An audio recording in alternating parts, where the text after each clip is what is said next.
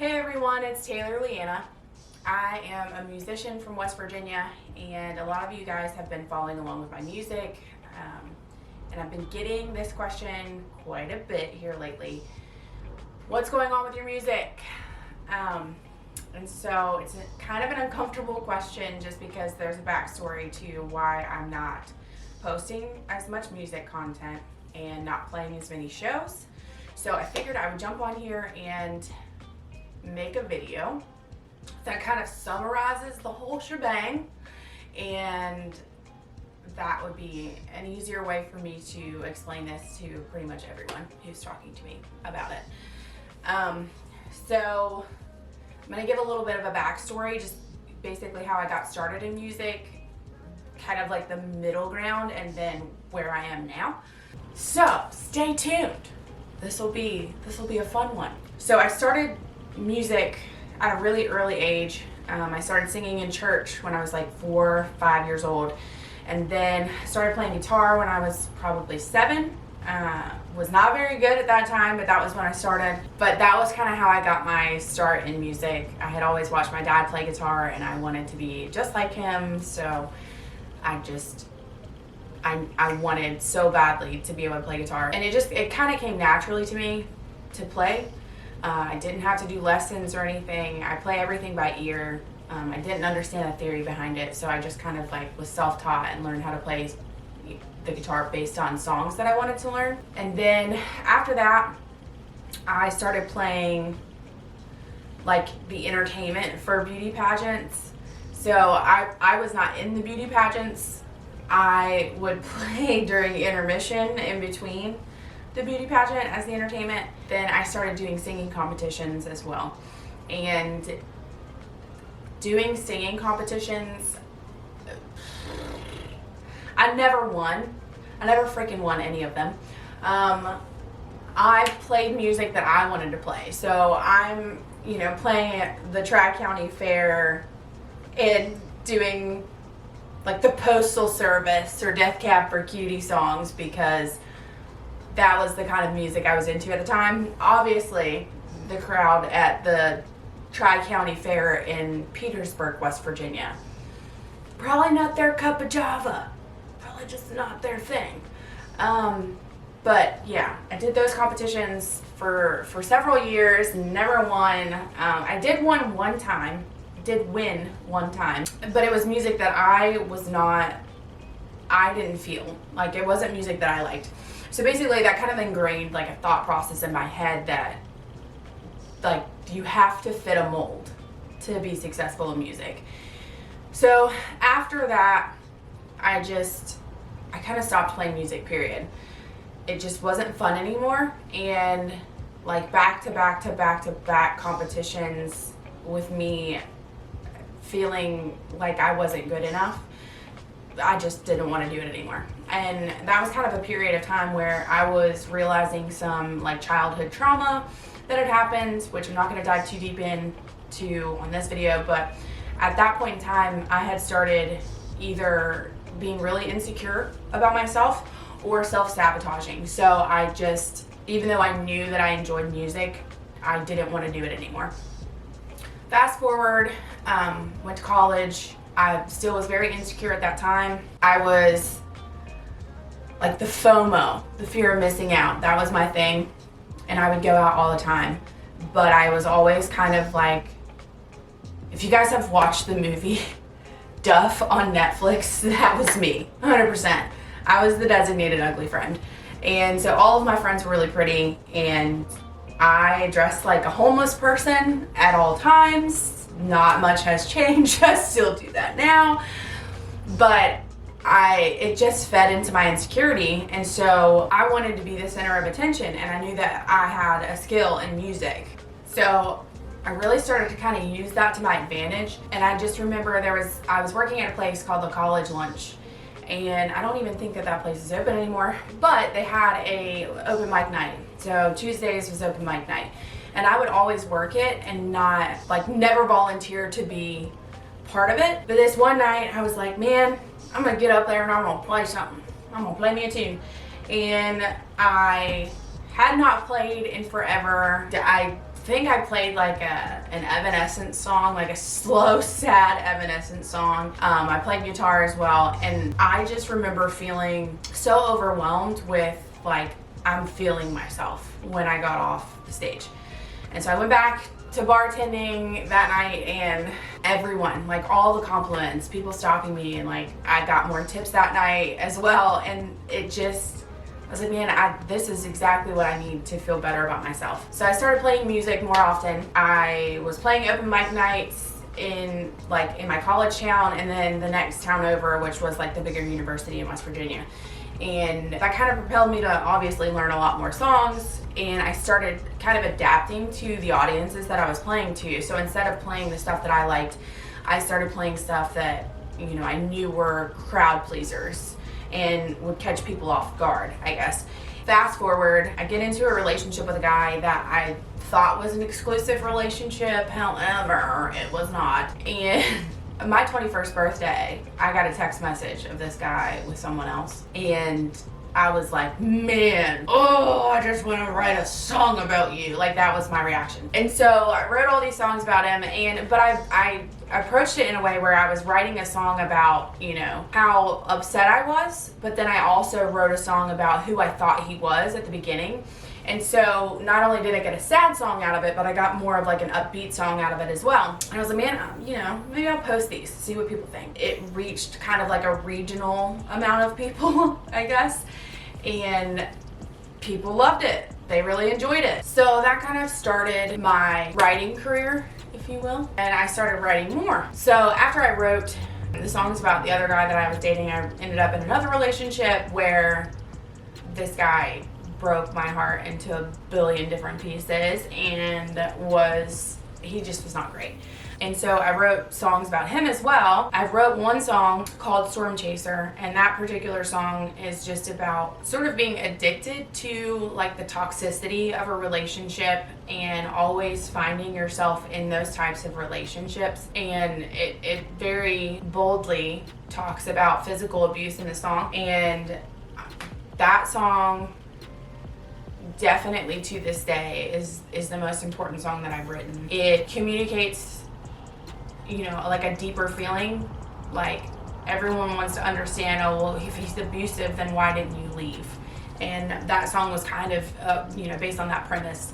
And I had so many people reach out to me after I wrote that song and posted it and say, you know, I went through this type of an abusive relationship, and I'm so, it makes me feel so good that somebody would be so open and honest about it and vulnerable about it and raw about it, because it makes me feel less alone.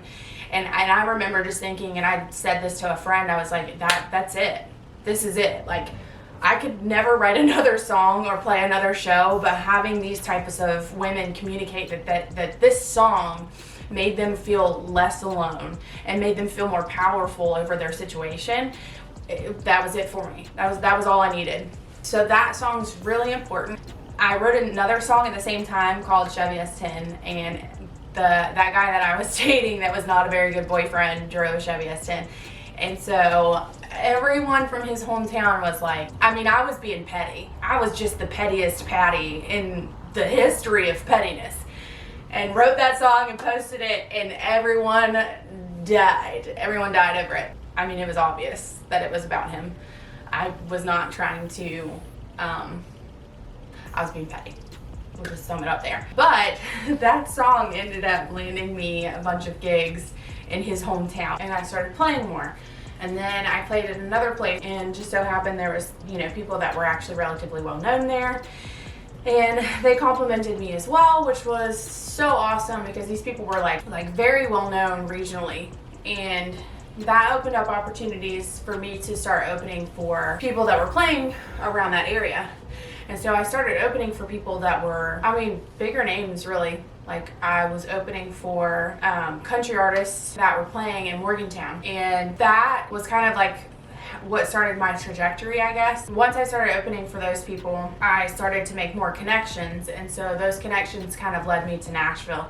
And so the first time that I went to Nashville, I was actually auditioning for The Voice. And I did not make the cut. Go figure. Another singing competition that...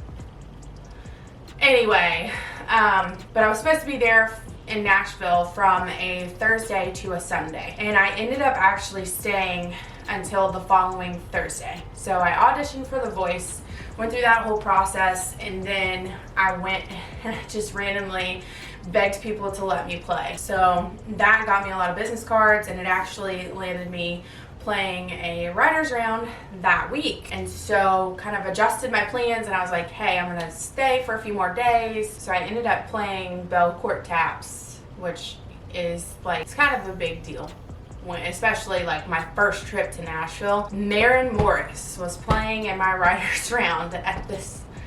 Still blows my mind. But we sat right next to each other, and she played this song called Loose Change, and I confessed my love to her. I was like, oh my God, I'm in love with you. That's just the best freaking written song that I've ever heard. And then like a week later, she won Reverb Nation Artist of the Year.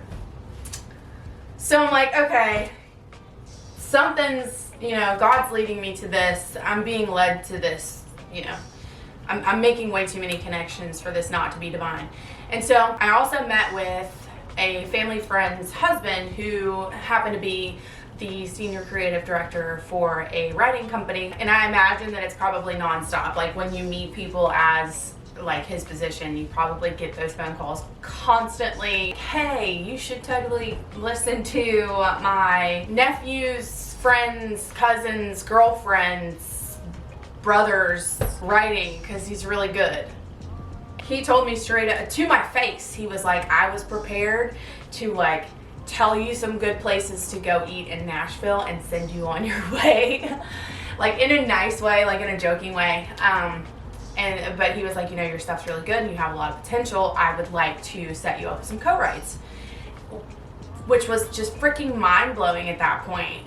Like, I had just started writing music. So from then on, I was going back and forth to Nashville. So I would schedule these co-writes, and I would drive to Nashville. I would stay for a few days, and then I would drive back. And then on the weekends, I was playing shows. And at that point, I had started to kind of develop a kind of like a party girl persona, I guess. I had already had that kind of FOMO mindset in college. I always went to parties, like never missed a party. I could not miss a party. If I did, I'm sitting at home like panicking, thinking something's gonna happen, or the man of my dreams is gonna be at this party and I missed it, because that's obviously how that works. But having started playing shows, I then also started drinking, and it was not uncommon for people to just walk up and just drop shots on the stage for me to drink. And I'm the type of person that's like, it's rude not to drink this. And like, that sounds so silly, but that was like my mindset. So like, I would drink them and I would get very drunk, and I would play and I would have a good time. I would get off stage and I would be, loose and confident because I was drunk. And that was kind of my thing. I had built a pretty successful, I don't want to call it touring schedule, but I had pretty much set myself up to have shows every single weekend at this point. So I had a show or shows every weekend. So after going back and forth to Nashville for a little while, this was probably about a year of this, and then coming home and playing shows on the weekends, I basically was told, hey, if you're gonna work with us writing wise, and then there was a company that wanted to manage me as well. Both of them were like, hey, if you want to be successful and you want to work with us, we need you to move to Nashville. My drinking had gotten pretty bad. It wasn't like I was drinking every day, I'd wake up and crack a cold one, but when I was drinking on the weekends, I was drinking a lot, and I was developing sort of a reliance on it. So I couldn't really get on stage without taking a shot. So I'd walk into venues, I'd get myself set up, and before I would get on stage, I would take a shot. And that was every show. And I had a band at this time, so I had a band that relied on me to be coherent to play shows, and that was not always the case. I ended up moving to Nashville. I obviously moved there for my music career. However, when you live in Nashville, you have to pay bills. And I was so accustomed to having like my parents' support, because obviously playing smaller shows on the weekends and waitressing throughout the week, and then random trips to Nashville back and forth are not conducive to being able to like save money. And I really relied on my parents to help me financially. So this was new, and it's a new city, and it was a little bit higher cost of living. So I stayed with my family friend for a few months, and then I got my own place. So I was working. I was working as many hours as I could possibly work throughout the week, and then driving back to West Virginia and that surrounding area to play shows. During that time, I was also getting too drunk to finish shows. And so I was drinking so much that I would play 2-3 songs and leave. So any shows that I was playing, I was like, you know, it was worthless, and people stopped booking me because I would play so little and peace out. This was, you know, putting a huge strain on my ability to book shows. It was putting a huge strain on my relationship with my bandmates. And so that was kind of like, that was awful. It was a really crappy time. I started to notice though that like my desire, my drive to book these shows kind of dwindled because I was just so exhausted. I was so exhausted. I was mentally exhausted, physically exhausted. I was panicking because of money. Then I started to feel like I was kind of losing touch with what I was doing. I needed to make connections. So that meant working all day and then back to this FOMO, back to this fear of missing out. I was out every single night of the week. Obviously in Nashville, you're pursuing music, so pretty much everyone was touring or playing shows on the weekend. So when we would go out, it would be Mondays, Tuesdays, Wednesdays. And I was running a writer's round as well. And so that was Thursday. So my Thursday night was booked up. And then Friday, Saturday, and Sunday, I should have been out playing. I should have been playing shows. I was not. I just didn't care anymore. I just wanted to work, and I wanted to be involved in all of these parties and these, you know, this drinking and the writers' rounds and stuff.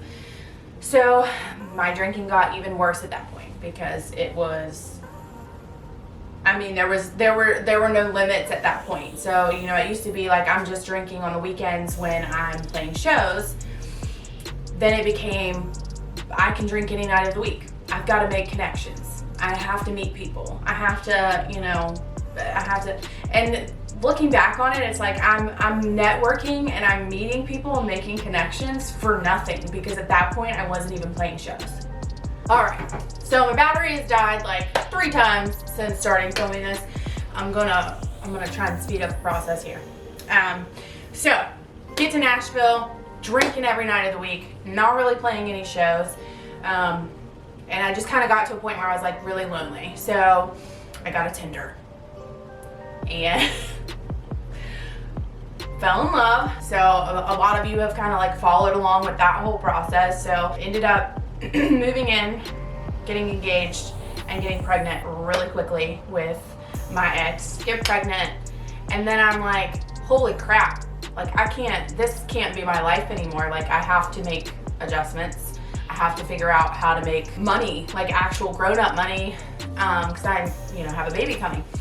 So ended up getting a job in real estate, worked in real estate for a while. I went back to work at like 3 weeks postpartum. So I had Ridian, and 3 weeks later I was back to work. My job at that time was not like an office job. My job at the time was what we call a runner in real estate. So basically I was an errand runner. I was going and like putting up signs, and I was breastfeeding at the time, so I'm like pumping in between going and, you know, whatever. And I just honestly, like, my life at that time was just so much. It was just so much. And I ended up getting what's called Postpartum Psychosis, which this is another thing that I'm not really gonna dive into a whole lot in this video, but ended up with postpartum psychosis. It put a huge strain on my relationship with Brian. I just kind of like hid for a while. I was hiding for a while. I didn't want to play music. And then that went on for a little while. I started therapy, and then I was like, I'm gonna get back into it. I'm gonna start playing shows again. And it was the same thing. So because my life at that point in time was so low, and I had allowed it to just get so like, I mean, I was like I literally had psychosis. Like, I was going crazy. And so going out and playing shows was the same song and dance. I was drinking and not playing. I mean, like playing 3 or 4 songs and then getting too drunk to finish the show.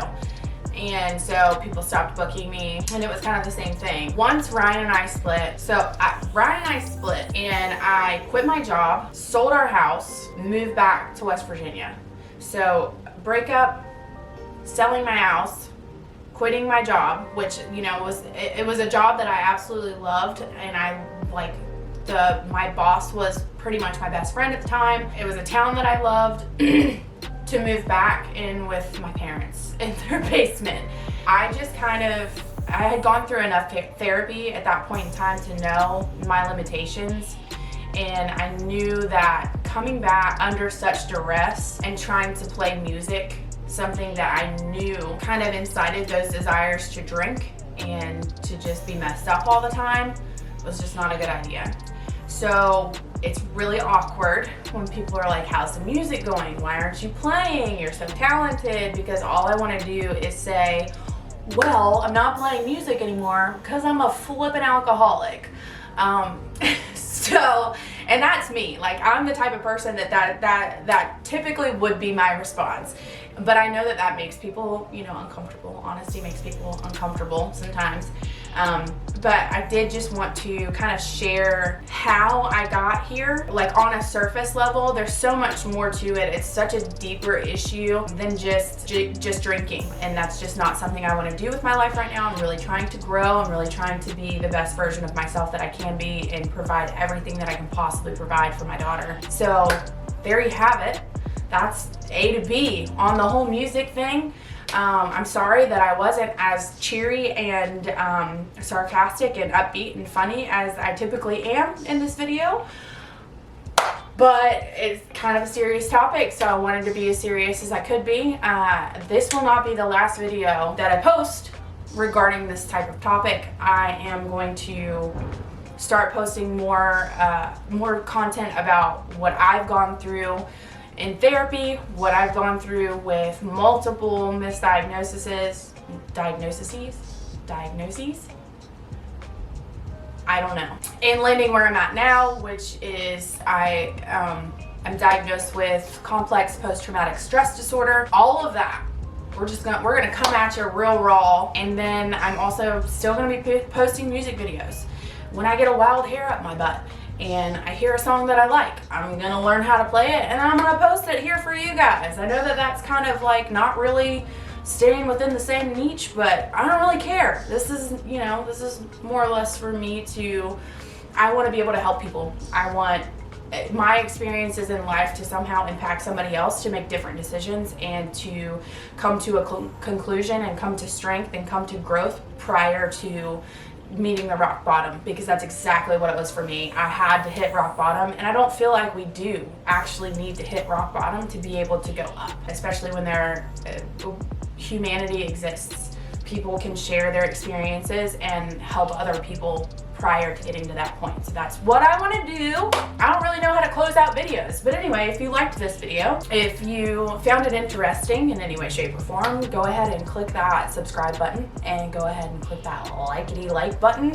And if you guys have experienced any issues with addiction or binge drinking or whatever it might be, comment down below. I literally respond to every single comment in some way. I don't have a life. So I love responding to comments. But yeah, peace out. See you on the next one.